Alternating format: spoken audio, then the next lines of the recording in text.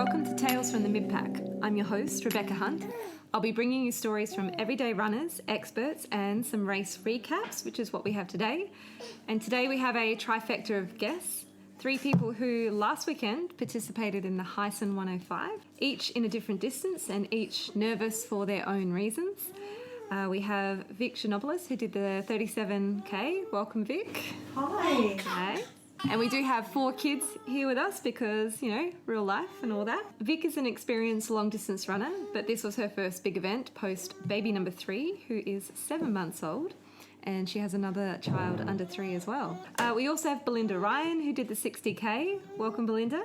Thank you. This was Belinda's first ultra, in fact, first marathon. Yes. Yeah. Yeah. And you can hear all about her lead up to that in episode 6 if you want to have a look back. And then feeling a bit weird to be my own guest is me, who did the 105. This was my second time doing it, but with a lot less training than I would have liked. So 3 nervous people at 3 different distances towed the start line last Saturday, and we're about to hear all about their journeys. Now, last time we got to know more about Belinda. This time it's to find out a bit more about Vic before we begin. I first met you when I volunteered at a Yarrabilla aid station in 2017. Sent you a photo of that today. You did, yes. Lots of memory. Yeah, there was Beck Butler, who had recently been in Western States, so I was all stars in my eyes, fangirling her, bugging her with a million questions. Then there was Michelle Hanlon, who geared us up with our drop bear protective hats. That's right, those helmets. Yeah, I got to discover the wonder that is the back of her car. Anything you want, a cup of tea, Drawers that pull out. Yeah, the never-ending. She's got it. supplies. She's got it. There was someone else in the photo, but I wasn't sure who it was. So apologies if you're listening and that was you at that aid station. But Vic, when you're not running or volunteering at running events, what do you get up to? At the moment, it's just being a mum.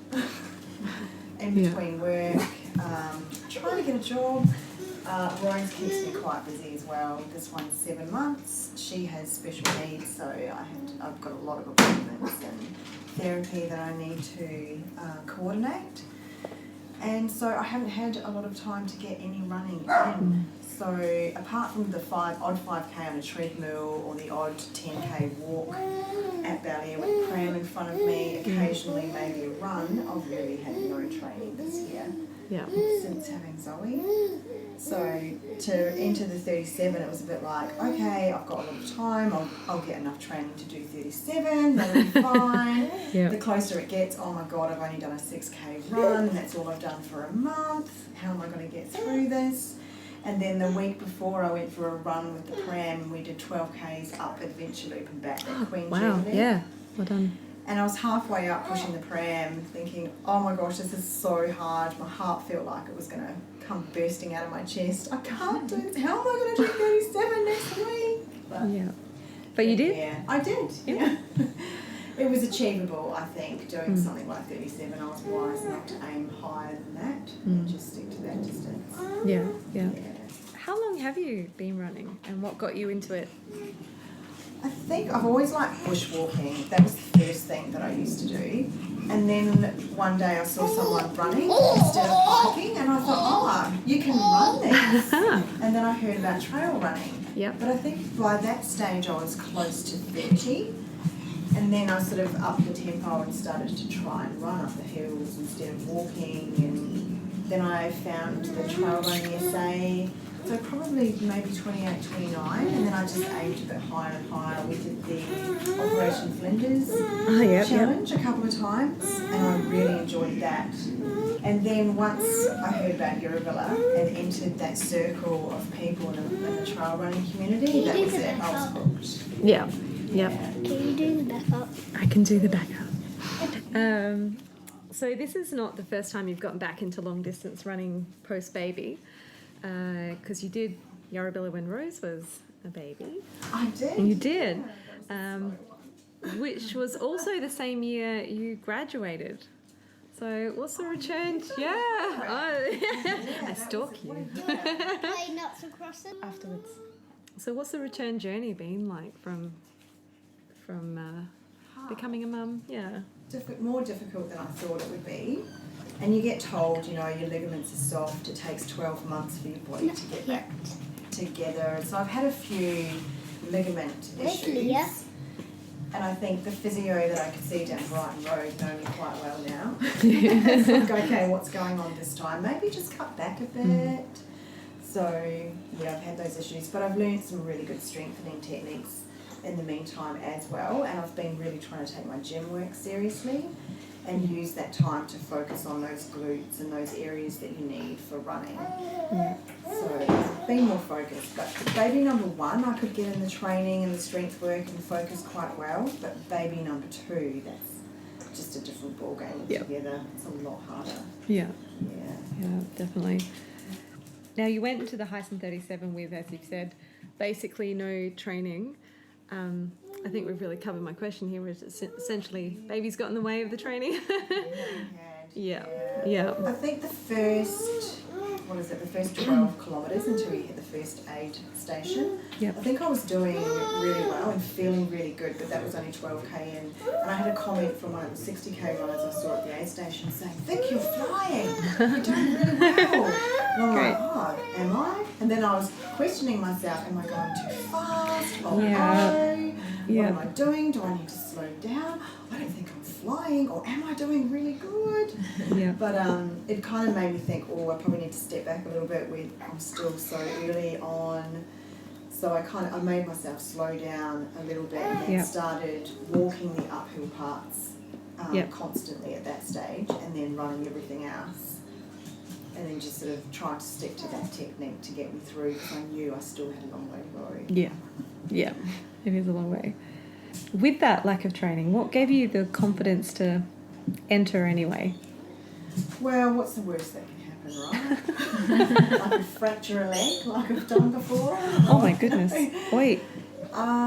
Stress fracture. Should add there are 2 dogs here as well. If I need to slow down and walk, I'll just slow down and walk. At least I've given it a go. If I don't end up finishing, well, then I don't end up finishing. But I knew the course was pretty flat, so that gave me a lot of confidence, because I knew that I could manage that, even if I had to do it slow. What is the elevation gain of the 37, do you know? Oh, I don't. You don't? That's right. Where's my phone? I would have. But yeah, I know that most of it's in the first half, I think, of the 105. So yeah. Now, the night before Heysen, I got a hilarious series of messages from you, starting with, I'm going to have a language warning on this one. Holy shitballs, Heysen is tomorrow. I thought it was Sunday. And then it was a flurry of roasting spuds, organising gear, finding socks, realising your gloves you'd ordered online hadn't arrived. So what was it like organising for a long-distance event in a hurry? Panicked. Yeah. Mentally, I wasn't prepared.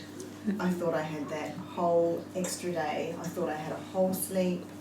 I had so many things in my mind that I was going to get together and sort of, you know, gentle ease into it, rock up. I'm relaxed, I've got everything done, I've had a whole day of shopping and prep, but I had none of that, and then realised my time had been cut a lot to get everything done, and I was panicked. I just thought, oh my gosh, how am I going to do this now? And then I had to buy myself just any pair of gloves to get myself through, after realising we had to carry it with us, everything with us. And then I realised I haven't actually read the rules properly either, and they had all changed significantly. So I needed to I think I sent you a copy of the rules. I was like, do you know where I can find them? Because I was having trouble finding them on the webpage, and I didn't know where to go, and being panicked and in a hurry. I was like, oh my gosh. Yeah. That's funny. So even though you were in a rush to organise, you still organised a finish line pack for me. Heat packs, lollies, soft drink, which was so lovely. Now, I know you did that because you're a nice person, but just also curious, does thinking of others give you something else to focus on and help you with your nerves about what you're doing? Like, No, is it I distraction? never thought of it like that, but that's a good idea. Yeah. Because I just found like, filming the video just gives me something else to think about rather than me. Right. So I feel a little less nervous. I was wondering if other people experience that. No, I never thought about using it like that at all. Yeah. No. That's okay. But that is a good idea. I just knew your ending last time, and just knowing you as a person, wanted to just make sure that I could just do anything possible just to make it that little bit nicer for you this year.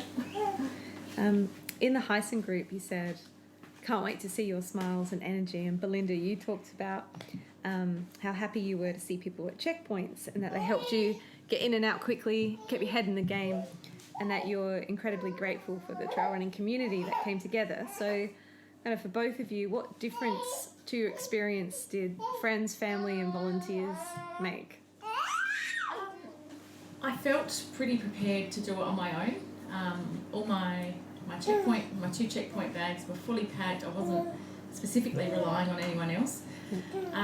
But then to come into all 3 checkpoints and have someone there, the first one was Katie, who I met through Riot Runners, and just to see that, you know, a familiar face. It was only 14 k's in or something, but familiar face. Hey, what can I do for you? And I went, oh, actually, could you help me fill my drink bottles? And you know, just made such a difference. And we had a chat and a smile, and then I ran off smiling. I felt great.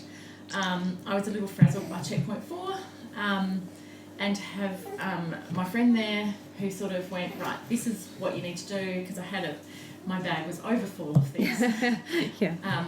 Choice was a bit too much, so I struggled to sort of work out what I actually needed there. So having someone there going, right, this is what you need to do, just sit, wait. And some park runners from Mount Barker were there, which was great, so they came and had a chat, and were really encouraging. So at each checkpoint I set off just feeling in a great frame of mind, and yeah, they did. I was a little bit frazzled, so perhaps maybe I could have done it by myself. I feel confident, but gosh, it was just so great to have someone special there just for me, but also the volunteers that I knew there were just exceptional. Yeah. How about you, Vic? What difference other people make? Well said. Well, you were pre-kids. I had Simon, who was amazing. At every road, every point where you turn a corner and he was always there. And then having Rose that kind of cut back a little bit, but he was still a significant part of that support. And every time I came into a clearing or out of the bush and any road at all, when he was there. But these days, now with 2, he can only just see me at the end. Yeah. So it's a bit lonely for me now going in and not having much to do with the trail community like I normally do. I don't see as many familiar faces, and I don't see many people I used to know. But still, it's nice though, the strangers that you do see at checkpoints, and I only saw 2 checkpoints because I only did 37. Are great. They're excellent. They straight away greet you. Let me take your bottle. What do you need filling? And they're just so helpful, and that makes such a big difference, because even unscrewing the lid from your water bottle, as you know, when your hands just don't function, is just such a help. And it's just those small things that really make you feel so good and get you going, and it's just like, just thanks. That's awesome. It's only a small thing, but it means so much. And then you're on your way, and you feel like you've really been supported so well. Yeah. With me, I knew I was going to see Alison at the first aid station and at the end, and she actually stayed up for me. She was shattered to make sure that she was there to say hello when I came in, which was great. But I have to say, I do regret, I don't ask anyone to be anywhere. I've done 200s now where I haven't organised anybody, and I feel like I really regret that. And I know there was actually someone on the night who... my friend Tim, who intended to come, but he didn't know how to track me, and I was like, I really, next time, I don't have to be next time, but I want to organise someone, because I hear these stories about how wonderful it actually is, and kind of I want that, but I get funny about it. I feel like it's such a burden, because I know I'll be so late, and it's such a long wait, and I have no idea what time I'll be in, and it just feels too hard to ask. So I think I'm just going to ask next time. That's the thing, and I think and I was lost in being independent, so the whole time I went, okay, my kids won't be there, I'll be there running it on my own. Probably people I would have thought to ask were running it with me. And you want to prove to yourself as well that you can do it on your own. But so the night before was the first time I said, well, actually, could you meet me at those 2 checkpoints? And from there I was relieved that, I got to the point, I knew I could do it by myself if I had to, but it was nice to know that there was going to be someone there kind of holding my bag up. Yeah. So, Belinda, when we spoke last year, we talked about how originally you didn't think you were capable of more than 5, then 10, and so on. Yes. And you said in the last podcast that you thought you could never do something like an ultra, that it wasn't in you, but then you obviously got to a point where you feel like you could give it a go. How do you feel about yourself having now run your first ultra? Well, as you saw tonight, the medal is not coming off very often. It felt pretty incredible. Yeah.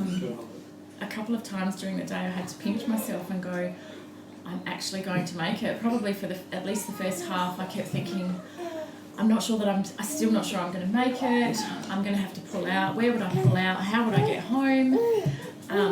This was a really bad idea a couple of times. But once I went through checkpoint 5 at the ranger station, I just started to feel like I was actually going to make it. And as I said to you, when I hit my marathon point and those poor runners around me, that I said, hey guys, guess what I just did? I just ran a marathon. Yeah. And they said, yes, only 18Ks to go. I feel incredible. I still really pinching myself that it happened. Yeah. And, wondering perhaps what's next now, which is crazy. Yeah. Oh, that's what it's like. It's a disease. It's pretty much. Now, you said that you were never going to take your medal off. And yes, as you said, you wore it tonight. But what does your medal actually mean to you? And what do you do with it? Well, at the moment it goes everywhere with me. If I'm not wearing it, it's in my handbag. It just, I guess, I've strived for a few things in life, but, I've had lots of changes in the last few years, and this was a goal that I set myself, and I set it out, and I methodically pretty much just went for it. And I trained really hard, and I was really disciplined, and there were sacrifices, and my kids made sacrifices as well. Missed meals, mum not home, mum running at stupid hours of the day and night. And I just, it means so much to me that I actually set out to achieve something I never thought I would ever do.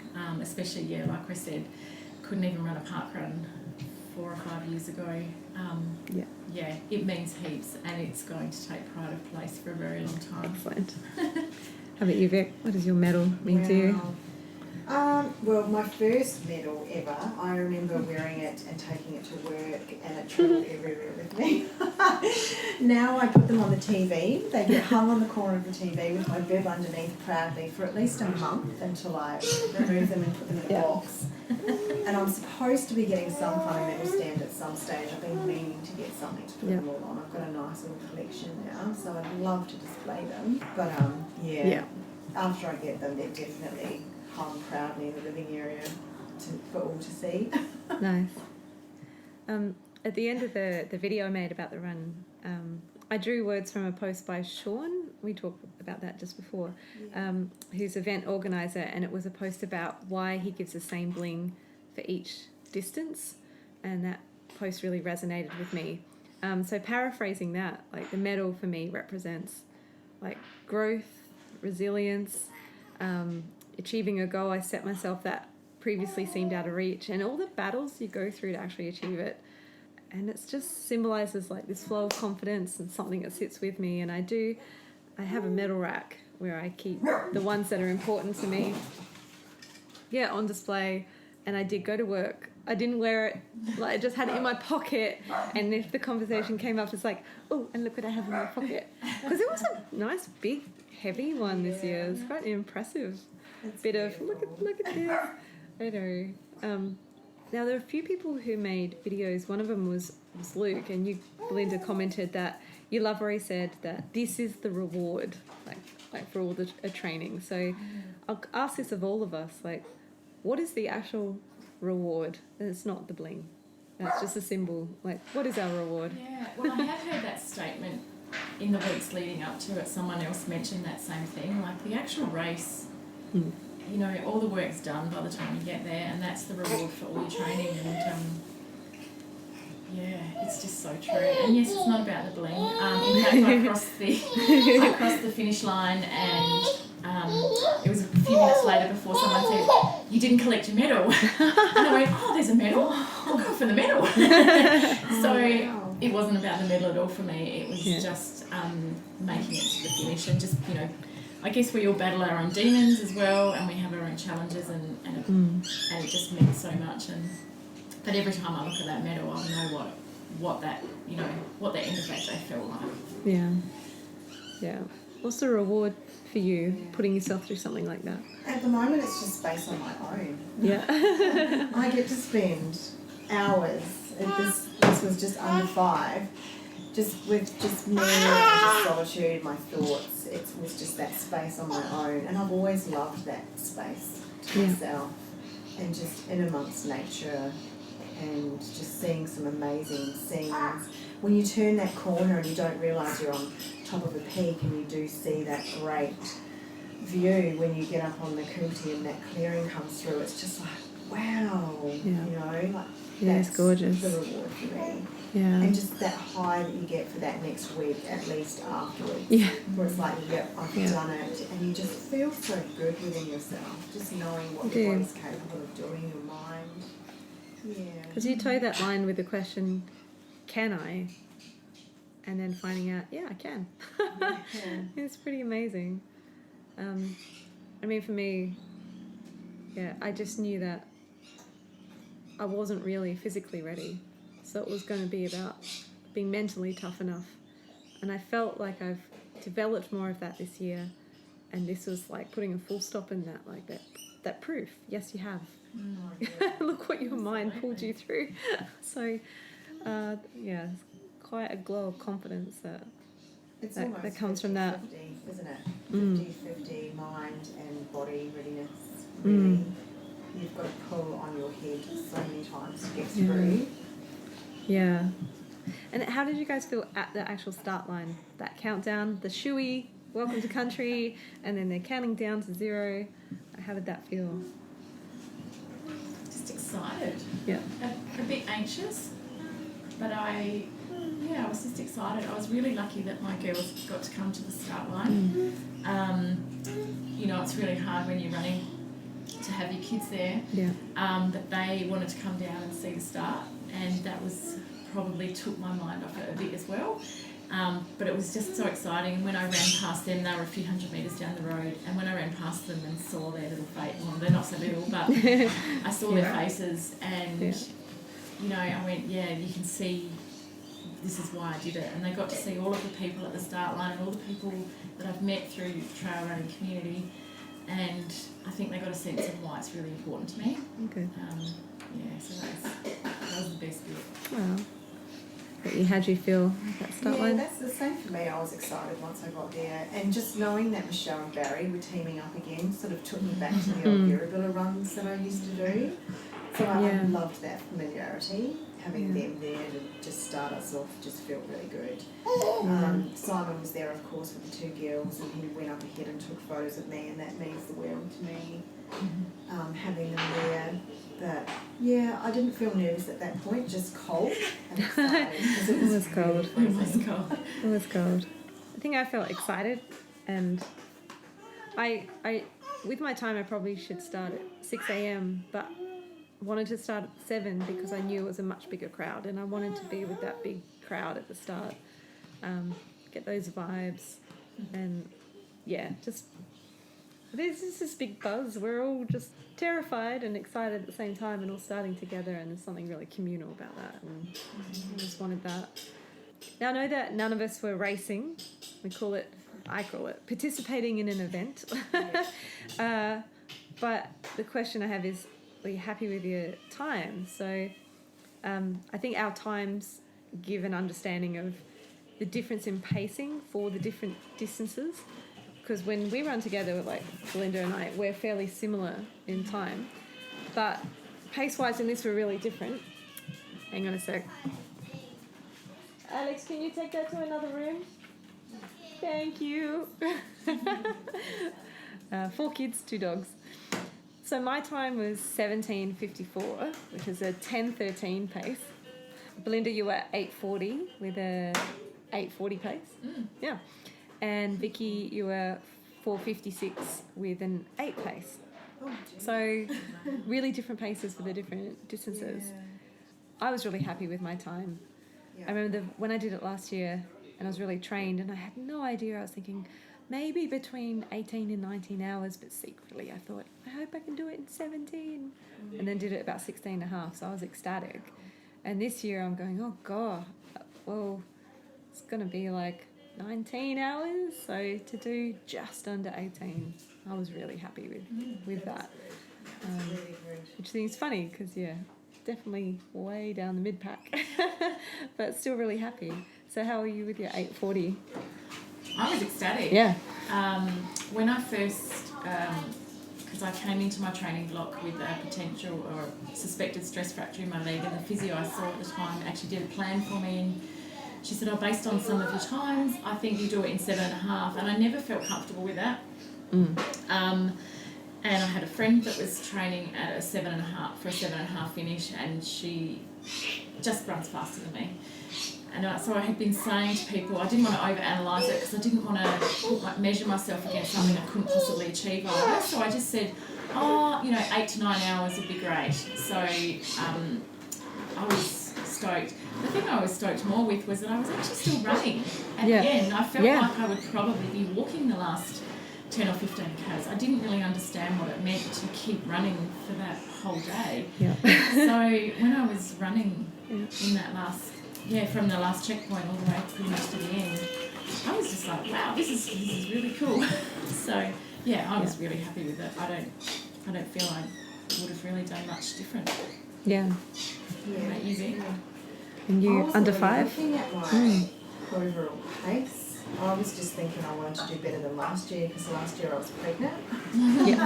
And surely, but I ended up being 5 minutes slower. So I was kind of disappointed when I looked back and saw that. But then I do know you've got more blood pumping around your body when you're pregnant, 16 weeks. So maybe that was my sort of cheat. Having that extra blood like the cyclists do. And this time I didn't have that. I had way less training, so that's why. But wasn't too bad.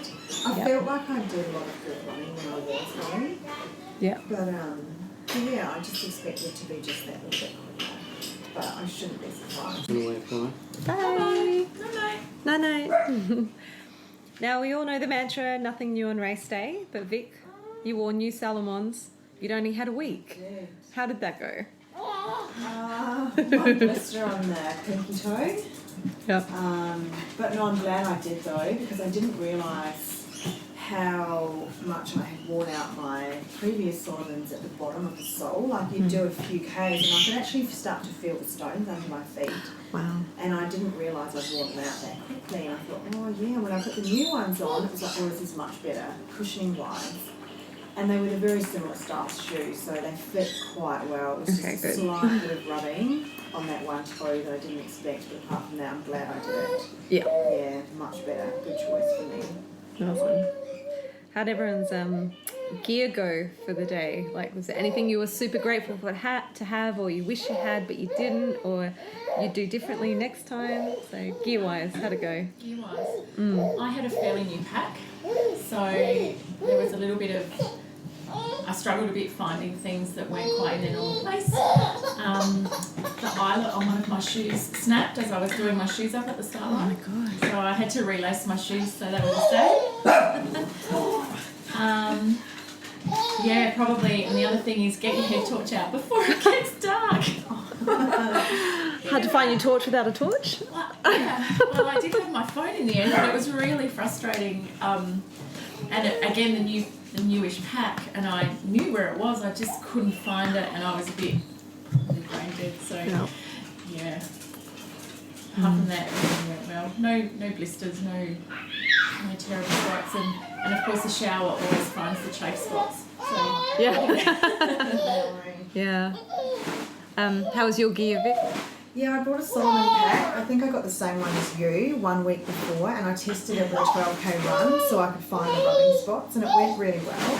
I do carry Body Glide, and I did whip that Body Glide out once to use, but that was just because I wore a t-shirt for the first time, and I usually run in a singlet. So running in a t-shirt, just that line of the sleeve on the t-shirt was chafing me. Wow. So I'm glad I stopped and got the Body Glide out, and I'm so glad I had it with me.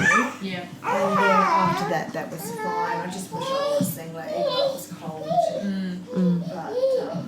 But yeah, the new pack was a bit different with pockets as well. As you said, it was really hard to find things. That whole big back part that was open, and the old Solomon was quite tight and fitting. So even just getting your hand in there to find things, like I was squashing my potatoes before I could even get them out, and yeah, that was a bit trickier. But you know, you get used to it over time. So. Yes. Yeah.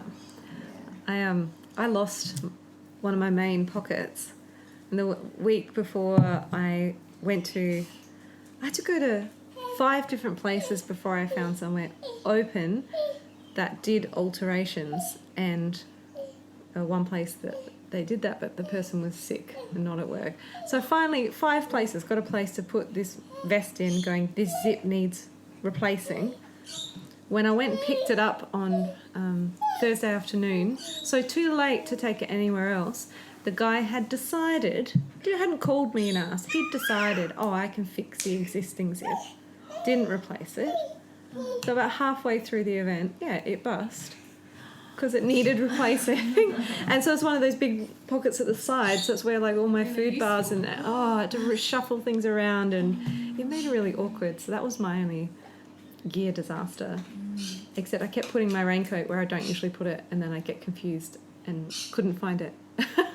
And I had to get somebody to help me find my raincoat. Going, it's the black thing back there somewhere. Did anyone else find... I thought the weather was beautiful when I looked at the forecast, but it was just like this cusp of, you know, if I wear this, I'm too hot, but if I wear that, I'm too cold. And it was on again, off again, on again, off again, like the whole... I found that a little bit. That's why I like arm sleeves. Oh, yeah. You can just pull them on and off, and they make such a difference.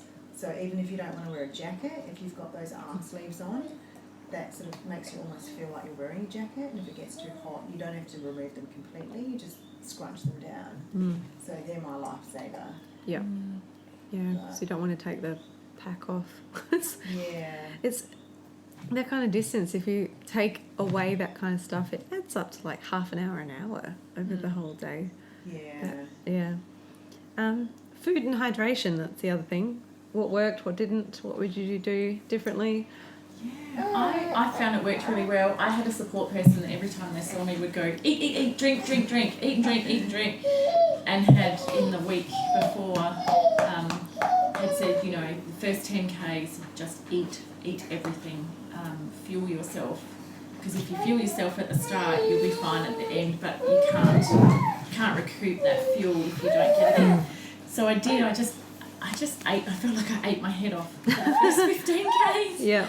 And got lots of calories in, and ate my Vegemite sandwiches and had my Infinite, which I'd only tried a couple of weeks before, but I felt that worked really well, and it worked much better than other things I've used for my tummy.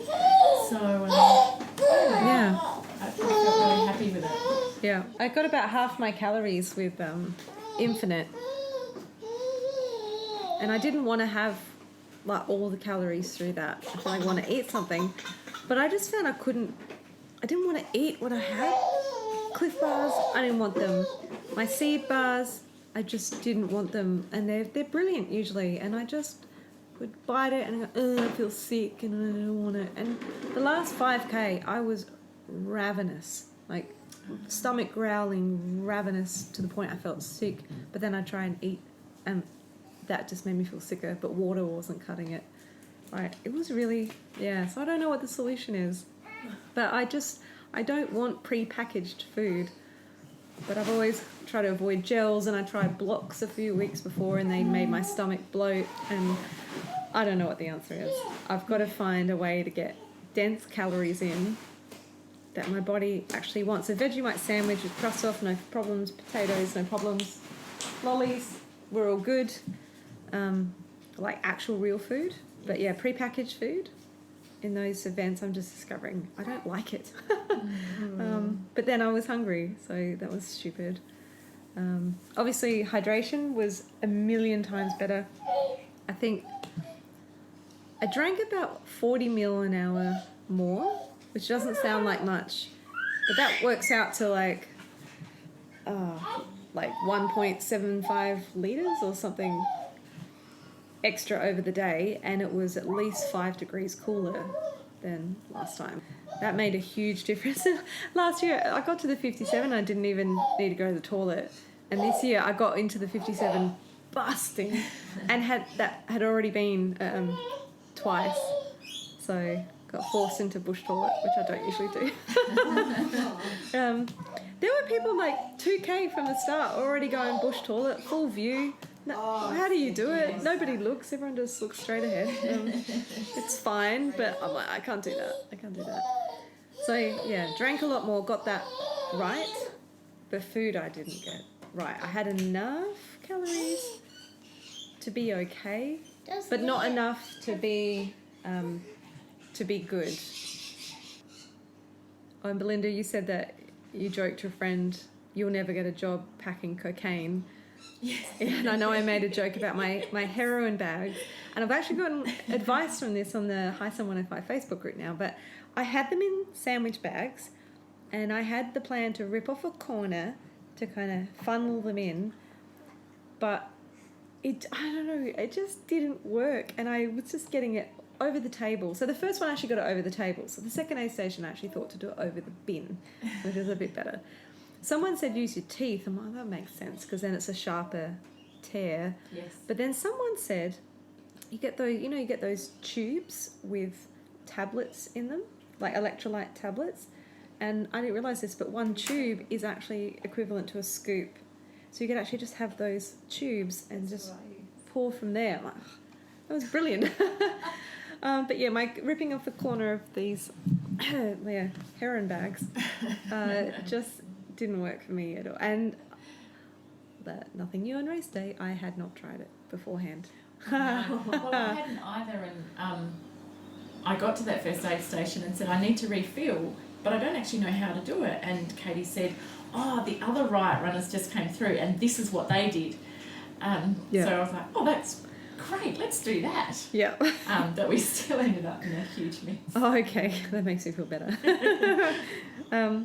How about you for food and hydration, Vic? I know nutrition has always been hard for me. It took me a long time to get it right. And then I did get it right. And then I went back to my old tricks. But because I've had lack of training, that doesn't work for my body anymore. So I went back to the gels with the caffeine.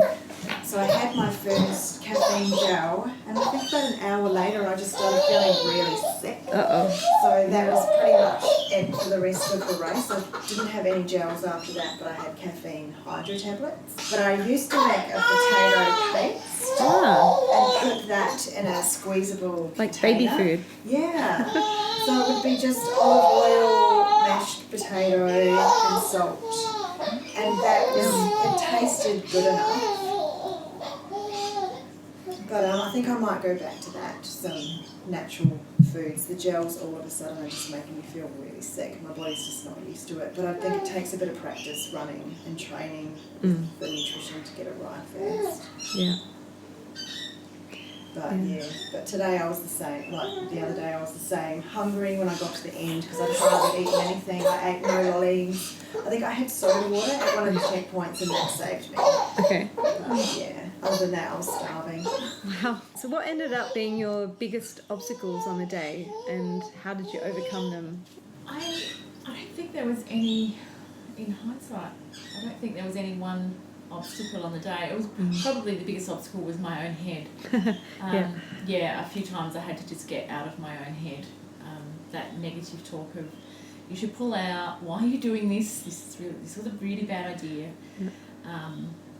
So no, there weren't any specific obstacles. I think it was just an out of the box run for me too. So I feel really lucky and really grateful that it worked for me. Oh, awesome. How about you? I hit the 30k. It was about, I think it was then when I was the head game of, nobody's making you do this. Why are you doing this? I think it's pretty hard to, you're just starting to get sore, just starting to get tired, and you're staring down the barrel of 75k still. So that's probably the mental slump that I hit. Physically was about 50k. Yes. That's when I started to really get sore and tired. So yeah, the physical, I feel like I've got nothing left, was 50, but the mental, why am I doing this, was 30k. For the mental one, it was just, I went into the whole thing knowing this was a test of character. So when I faced that, it's like, well, there's just no option to push past that. This is what this whole event is actually about. This is the moment. So, get over it. And I think I said to you, barring serious injury or snake bite, there's no excuse. You're going to make it. Yes. Yeah. And it was just a matter of how, wasn't it? Yeah. And I remember thinking at one point, my strategy was just to walk up the hills, run the flats and the downs, and that was what I stuck to. But at one point I was walking and I went, it's kind of hurting just as much to walk as run. Yeah. And if I run, I'll get there sooner. I know. And it was like a revelation, and off I went. Yeah. My physical barrier was only 7k from the Mount Compass aid station, so that's good, because you're just going, I just need to get through 7k and then I can have a little break, have a rest. The toilet was quite a walk from the actual aid station, so it was a bit longer than I intended. But yeah, just being freshened by the aid station and knowing then that I'm over halfway by the time you get there was really a boost. Yes. That got me past that one. Do you have any obstacles during the day? Just my food, really, just getting that sickness, that feeling. And then I thought, do I try and be sick and then will I feel better? Oh, and then goodness. Another Wow. runner went bush to be sick. And I was thinking, maybe that's what I should be doing. Wow. But that was probably the main one for me. Look, I only did 37. I wasn't doing like a massive race. And I knew if I didn't eat anything, it wasn't the end of the world. But it because I is wasn't massive, going untrained that though. far. Yeah. Yeah. So for me, the total hours spent out there wasn't very long. Yeah. And not having enough to eat wasn't really an issue, really. And it was just that blister at the very end that prevented me from going faster than I'd like. Yeah. And I just thought, damn it. But Yeah. yeah. Did anyone else get wet feet? No. No. So I got that really early on, and I pulled in the 57k aid station, and the whole bottom of both feet were just white, like pure white, and completely wrinkled, and there was no pain or anything. It's one of those yet, but I looked at it and went, oh my god, like this has to spell trouble. So I had socks in my drop bag, so I changed socks and I put a big layer of Sudocrem on, which I'd already planned to do, and I just was crossing my fingers, like I didn't know what that meant. Yes. But by the time I got to Kaipo, I could feel something on my right heel, and so when I took the socks off, pretty much most of both feet were back to being a healthy pink, but each foot, and my right one in particular, had one patch that was still pure white and wrinkled and just soft and squishy, like such vulnerable skin. And on the side of one, it was starting to blister. So there was a really lovely woman there who was waiting for her husband, and so she gave me some blister pads and put on, and I had hiker's wool from BKT Trail that Beck said works really well, so I layered hiker's wool, more Sudocrem, and I think from there it didn't get worse. That blister was really painful, and those two patches, like I could just feel them, and I was so worried about them. But yeah, got through just on that one really painful blister, and it didn't grow from that point. Yes. So I was okay. But like I said, when I watch back in the video, I can see I'm limping. Blisters they hobble you, really. They really do. Yeah. I was really grateful not to get any. I had socks in my drop bags, Yeah. and the fact that I couldn't feel any, I thought, I'm not changing anything. I'm not looking at my feet. If they're not hurting now, I'm just going to keep going and not change my socks. Yeah. I was just worried because I've never had that. I've never been someone who blisters. So, but yeah, wet feet. It's made me want to just have socks in every drop bag. I'd only had drop bags at 2 places, but now it makes me want to have a drop bag at every aid station just to have socks, just in case. Same thing. I've heard a lot of people take their feet. Yeah. And I take a couple of my toes that I know rub and have potential. So doing that already, Yeah. I think helps. Yeah. I was given a really lovely pre-Heysen survival kit, and it had 2 new pairs of socks in it, of the socks that I wear. And not knowing I was getting it, I bought myself a pair of socks. So I had all these pairs of socks. So I was lucky enough to be able to put them all in my drop bags. Along with mini Mars bars and mini Coke cans that were also in there. So I was really well prepared for if I got wet feet, because I had run particularly the back section only a few weeks ago and it was quite wet. So I was prepared for getting wet feet. Yeah. So, B, how are your toenails? Any issues there? I kept them all. Yay. Yeah, I was really happy. Like my feet, you know, as you know and as you said, like your feet, once your feet get sore or blistered, you know, it can really hurt everything. So I was really grateful. Earlier this year I bought my first proper pair of trail shoes. Yeah. And apart from the laces, you know, the shoe lace holder breaking, they've been the perfect shoe. Yeah. So thankfully everything's intact. Yeah. How about you? I've done okay. During the event, I could feel the big toe on my right foot was getting knocked about a bit. And I've got one toe on my left foot that's a bit sensitive. And that big toe on my right foot, there's a definite change of colour, but it's not a black toenail. So I still have not yet lost a toenail. Yeah. But it's very unhappy. It's very sore. But oh my goodness, like around the campfire at the finish line, there were feet that just made me want to vomit. Like I'm sure you saw some pictures on the group, but there was someone where they just had a blister under 3 toenails. They were huge and disgusting. And who was it? I forgot who it was. Was it Dave? Where every single toenail was black. So I've had my first experience of a bruised toenail, but I think not lost one yet. I do have one red toenail that looks like it's going to come off. Oh, really? Yeah. It's going to come off? Must have been a bit of pressure. Ooh. No, but it's going to happen slowly, I think. So moving into recovery, what have you been doing to recover? And how are you now? I was really surprised how I felt. I was really tired, obviously. But I went back to my gym on Tuesday morning, and it was always going to be just a bit of a muck around. But I actually managed to do the whole class, and I felt really great. So I was actually really surprised. So I think, having a really solid plan going into the Heysen and building a lot of strength, doing running and strength work, really must have worked. Yeah. Surprise, surprise. I felt really great. Yeah. I haven't run since though. So we'll see. Yeah. I remember last year I was so surprised. I just didn't have sore legs at all and recovered really quickly in that way. The lack of sleep, because I had 0 sleep on the Saturday night. It kind of caught up with me. I remember having to take a day off work on Wednesday because I was just crashing. But this year, the pain, the DOMS pain was quite decent the first couple of days. And even Thursday evening, I had to go up a flight of stairs and it just burned and I was exhausted. But then Friday, it's amazing how quick everything changes day to day.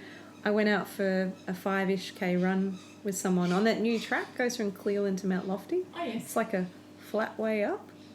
Wow. Just did that. Coming back down, the quads weren't very happy with that, but I bounced back. It's all good. Yeah. Well done. How about you? I have a really high protein diet that I try and do straight after, so I made sure I had my protein hit before I went to bed. I think I had some mussels and brine. Mussels for mussels. Yeah. And I usually like halloumi as well, and I have a couple of boiled eggs on the go ready. So that's sort of what I eat for the next day at least, lots of protein. And then I had my spa, of course, and then I just keep moving. So I think Simon and I did a really long walk with the kids with the pram I think we did it for at least 30, 40 minutes, like pretty flat out, so that always helps just to keep moving. And I was surprised I wasn't really sore at all, just apart from my feet that were just showing some wear on the side of the toe. I was actually feeling pretty good, and I went running today. Yeah, 13K. Felt good. Yeah, with a pram. Yeah, with a Yeah. Oh, wow. Yeah. Yeah. Yeah. Yeah. Like, take a child with you. Oh no, which one? B said you said that you your body struggled to regulate your temperature a bit afterwards. Yes, and that has happened to me quite a bit with long runs. It's just that hitting that exhaustion point, and then my body just kind of gets a bit out of whack for a little while. Yeah. But yeah. Yeah. And I knew it was coming, so I knew. Yeah. So as soon as I crossed the finish line, I was wrapped up in a, warm jacket and sat down, handed a beer and a jacket, and that was just me for half an hour till we left. Yeah. Yeah. I had about an hour, no problems whatsoever, and then I felt a little bit funny, and I had this, oh God, not again. But it was nowhere near as bad as last year, not at all. I drank so much in comparison, but yes, I had to be helped to get to the toilet, and the same as last year, don't lock the door, and then came out, and I actually feel much better. I can tell this is not a problem, but they just kind of watched me back to the chair and helped me lie down, put legs up, put blankets on me. Yes. And then I fell asleep on the ground, and it started raining, and I didn't realise. I woke up wet in the rain. But yeah, I did feel a little bit funny. I think just my natural low blood pressure is a bit of a problem. But yeah. And then once I got cold because of the rain, it was really hard to get warm again. That's where your heat packs came in. Yeah, I always get cold after, so I know. Yeah, they were so good. Whatever to keep warm. Yeah. So now that you've had a week of recovery and reflection, are there any other highlights of going in the Heysen 2020 that you think of? I feel like the whole day was a highlight. Yeah. It just, it was just perfect. It was beyond, it just came out beyond my expectations. Like I said earlier, the fact that I was still running in that last 30 Ks, which I hadn't really got my head around whether I would still be doing. And I loved it, and to see so many friendly people out there, like the volunteers at the aid stations, as we've talked about, they were just incredible, just to lift you up and get you going again. Lots of familiar faces, and when you reflect on it, you realise what an amazing community we've got. Yeah, we do. That, and even people that I didn't know, they were, just fabulous and so much fun. So, yeah, my never will I ever again. I think I'm going to have to do something else. Yeah. Any highlights for you? I think pretty much the same as you. The whole lot, really, is a highlight. Just having that time to myself is my highlight. And just this time I had a lot of time on my own. I like it when we all space out and then it's just you and nothing. Yeah. Is that selfish? No. That was my highlight. And then just seeing my partner and both the girls there when I finished was great. Yeah. Yeah. And then just being under that 5 hours, that was my goal really. And I was delicious. So that was good. Coming in under daylight with daylight still. Yeah. Daylight. Daylight. I can only imagine. I think for me, one of the best things is being able to make a video and share it. Got a great response from last year's, and I had a few people say that it inspired them with this year's and even inspired them to actually sign up for this year's. So that was really cool. And people said they love the honesty. So even though I hate the whole selfie, I hate seeing my face on the screen, journal style, I followed the same format. And and again, lots of people were happy that so many people got spotlighted, and it helps their friends and family understand what they do and why they do it and what it's actually like, which is so cool. The highs, the lows, the real problems, tech glitches and toilet and all the real stuff. And showcasing the sport, the entrance, the volunteers, and the amazing countryside we go through. So that's all been cool. And I've already had a few people say they want to sign up to next year because of seeing the video. So that for me is a huge highlight because like I said, it probably adds like a half hour of my time. But it gives me something to think about, and it adds another purpose to the day beyond all the other stuff that you get. It's hard to give our friends and family a sense of what it's like being out there. So when they get to see that, and I found myself watching some of them and going, I remember that bit, and then I was doing that at that bit, and this was really funny here. They get to be a bit of part of it because it's not the easiest spectator sport. No, really. No, and a lot of a couple of the videos that came out straight away were front of the pack people, and when you go trawling on YouTube for videos, which I like, most of them are these lovely productions about high-level people. Yes. So to be able to show people just boring, ordinary mid-pack, this is what the bulk of it's like. I like doing that. Also, it gives me something Heysen related to do in the week after, because I find winding down from such a huge event that's been on your calendar for so long, really leaves a feeling of emptiness. And there was someone who actually commented on the Facebook group about feeling lost, and a lot of people agreed. I'm like, oh, good, it's not just me. Did you experience that? Yeah, I had read about that sort of post-event come down, and I probably haven't even got there yet, but I remember yesterday I sent a message and said, to someone, I mean, what the heck do people do when they're not going for a run, just been for a run, about to go for a run, or planning tomorrow's training run? What do they do with their lives on the weekend? And because I had nothing. I had no run planned yesterday, but I did manage to get out early this morning on a nice long bike ride. Okay, cool. So that's what I did. Do you have that feeling, Vic, of, it's over? Yeah, what? That's just that. It's a bit of a lost feeling. Yeah, kind of, because it's that whole sort of work up towards it, and now that event's over, and I've got nothing else now. I don't know what's next for me. Summer series, but it's nowhere near as. That is my next question. I'm quoting Belinda. I may just be hooked. Yes. So, what is everyone's next running goal?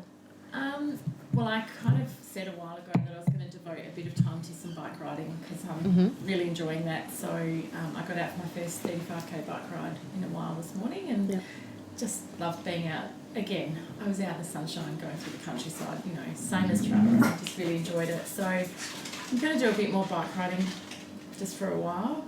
I'm not great running in the heat either, so... but Sturt Gorge is next weekend. Is it? Yes, and one of my children that's never been interested in trail running or running, she's running with us. So I may have 2 kids hooked on trail running after next weekend, because my youngest is absolutely hooked. On the way home from the start line last weekend, she said to my friend and her sister, she said, do you think they'd let me enter next year? Do you think I'm old enough? And she's only 14. And she said, what do you think the rules are?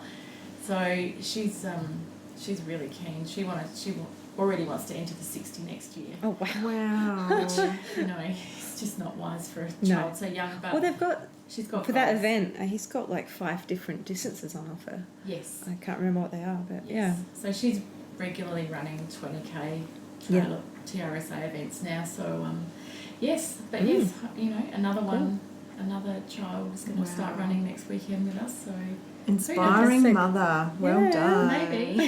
I didn't set out to be, but it was just really to find a hobby, but who knows. I'm certainly not rubbing off on my daughter. Could be worse things for them to follow me into. Yeah.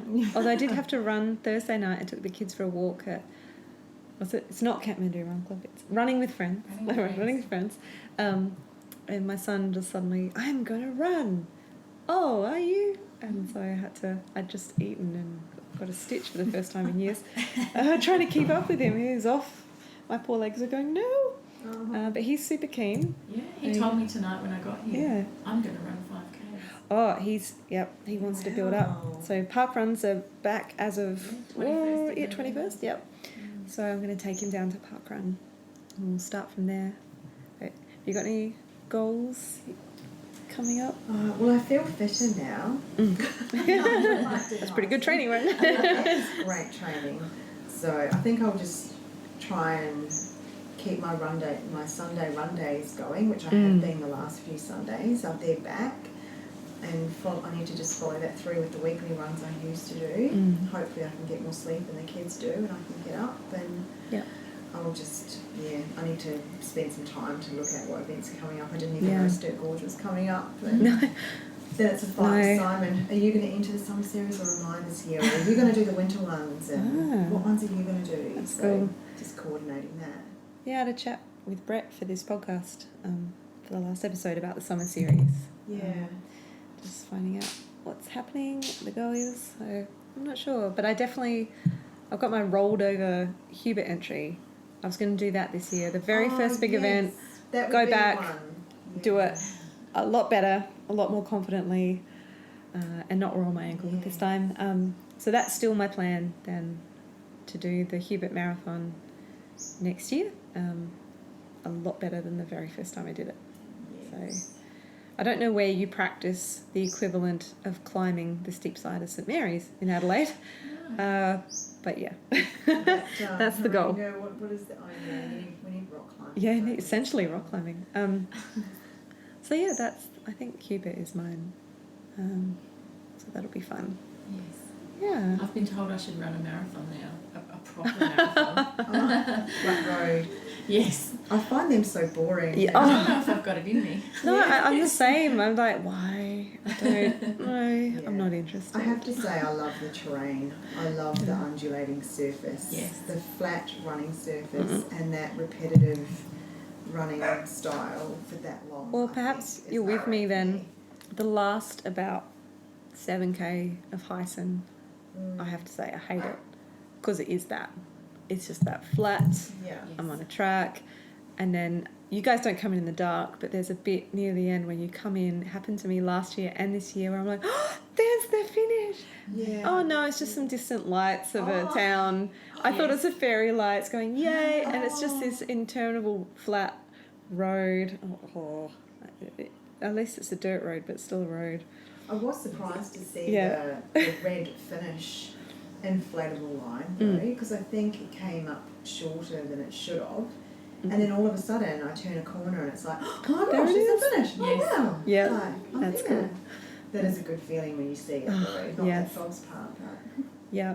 It's funny, on my editing software this year I learnt quite a few new things, and one of them was just straightening the footage a bit. And I needed that. Last year it was so wonky at the end, and this year it's still kind of wonky because you can only play with things and zoom in so much. But I just can't hold my camera straight. Obviously at that finish line you're just so spent, it's hilarious. what But there do was a you bit of use? straightening footage. It's not your phone, is it? No, it's a DJI Pocket Osmo. It's got like a little inbuilt gimbal. And then, so for some scenes it was a little bit of Premiere magic where you rotate the footage, make it a bit straighter. Wow. So I'm too tired. I don't know how you do it. Running that distance, that's huge in itself to keep your mind focused and awake and alert, and at the same time, It's fun. interview, It's something to think about. record, Yeah. put something like this together. Just wow. Yeah. And it's not like I'm not friendly, but I made a really concerted effort to chat and get more interviews in this year. And that's great. Just, you say hello and have a quick chat, but really getting to know people and yeah. Of course, then there's that problem. I have no memory for names, so I'm on the group going, "Who's this? Who's that? Sorry, I know you told me your name, but what is it again?" Into bathers. Okay, thanks for double. Thank you. I think that's it. They're my questions. Congrats on the huge achievements for all of us. And yeah. So was it cycling? Until the next. And until you decide what you're doing, and Hubert. Until then. Thanks for listening, everyone, and I'll see you on the next podcast.